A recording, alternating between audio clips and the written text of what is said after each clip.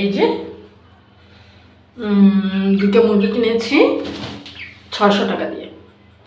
জানি না এটা কি মোরগ না মুরগি, আমি আসলে চিনতে পারি নাই। তো কিনেছি, আমার অর্নিবার একটু খুশি হয়ে যাবে। ওরা তো শহরে থাকে, মানে এই মুরগি গরু ছাগল এইসব সম্পর্কে তাদের কোনো আইডিয়া নেই, সে কারণেই কিনে নিয়েছি। জানি না কতটা ভালো থাকবে। তো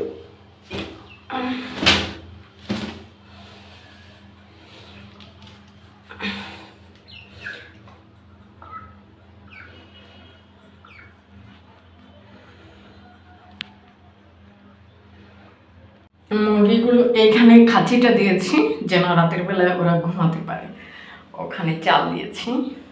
তো এই অবস্থা রেখে যাচ্ছি, আমি হয়তো বা সারাদিন আর এখানে আসবো না। আমার ব্যালকনিতে এই যে টুপায় পানি দিয়ে রেখেছি।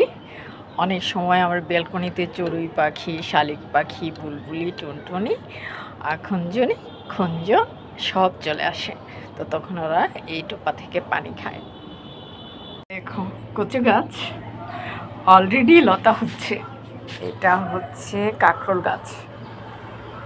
তো এই পাতা দিয়ে কিন্তু ওই যে কি জানি বলে চেপারপুলি করা যায়। তো এটা কিন্তু বিদেশি কাঁকরোল, যেটা আমাদের দেশে হয় সেটার কাঁকরোল পাতা কিন্তু অনেক টেস্টি। এটা কিন্তু ছোট কাঁকরোল। তো এখানে এই যে মরিচ গাছ এটা রয়েছে, আরেকটা কিন্তু মরে গেছে অলরেডি। আমাদের সবসময় মনে রাখতে হবে, আমরা যখন মরিচ গাছ থেকে মরিচ উঠাবো তখন কিন্তু সতর্কতা অবলম্বন করতে হবে যেন গাছে চোট না লাগে। আমরা কিন্তু ওই যে বাচ্চাদেরকে দিয়ে মরিচ উঠাই কিংবা নিজেরা উঠাই, অনেক সময় মনে থাকে না, তাড়াহুড়ো করে কিন্তু তাড়াতাড়ি তুলে ফেলি। তো সেই ক্ষেত্রে দেখা যায় মরিচের বোটাও থেকে যায় গাছে। আমাদের এটাও ফলো রাখতে হবে, মরিচের বোটা থাকা যাবে না গাছে, তাহলে গাছ কিন্তু সহজে বাড়ে না। বটা ছাড়িয়ে নিতে হবে, বটা সহ মরিচ তুলে নিতে হবে। দ্বিতীয়ত হচ্ছে যে গাছ থেকে মরিচ ওঠানোর সময় সতর্ক থাকতে হবে। এই যে আমার এত সুন্দর মরিচ গাছ মরে গেছে, কিন্তু আমার খুব কষ্ট হচ্ছিল এই মরিচ গাছ যখন মরে গেছে। কারণ তুমি যখন একটা জিনিসের যত্ন নিবা, সেটা আঘাত পেলে কিন্তু তোমারও আঘাত হয়, কষ্ট হয়, তাই না? আচ্ছা, তো এই যে আমার এটাও মনে রাখতে হবে, সব কিছুই সৃষ্টি ধ্বংস অবশ্যই আছে, যেটা সৃষ্টি হবে সেটার তো ধ্বংস অবশ্যই। আচ্ছা, এই যে আমার সিম গাছ হচ্ছে, এই যে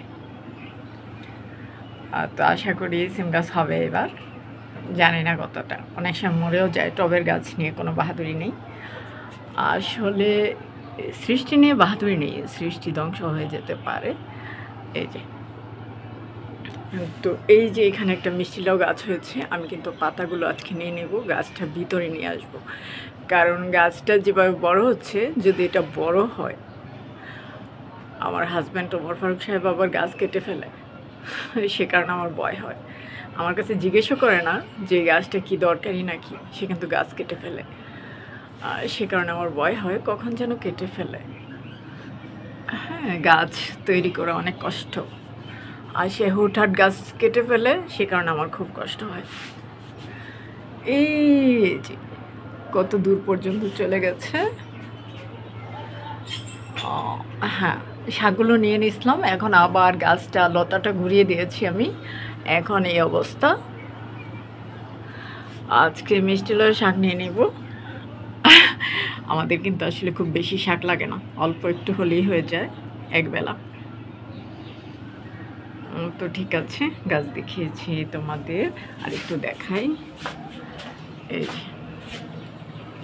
কাছে থেকে দেখাই, আসলে গাছ হলে সবারই ভালো লাগে। আমি চাইবো যারা শহরে থাকো তোমরা, তারাও কিন্তু গাছ লাগিয়ে নিতে পারো ব্যালকনিতে। তো এই যে এটা হচ্ছে মিষ্টি লাউ গাছ, ডগারটা দেখেছো? এই যে এই যে এই যে এই যে হচ্ছে, এই যে আমার টবে কচু গাছ অলরেডি লতা হয়ে যাচ্ছে। এই যে দেখেছো, আস্তে আস্তে হচ্ছে।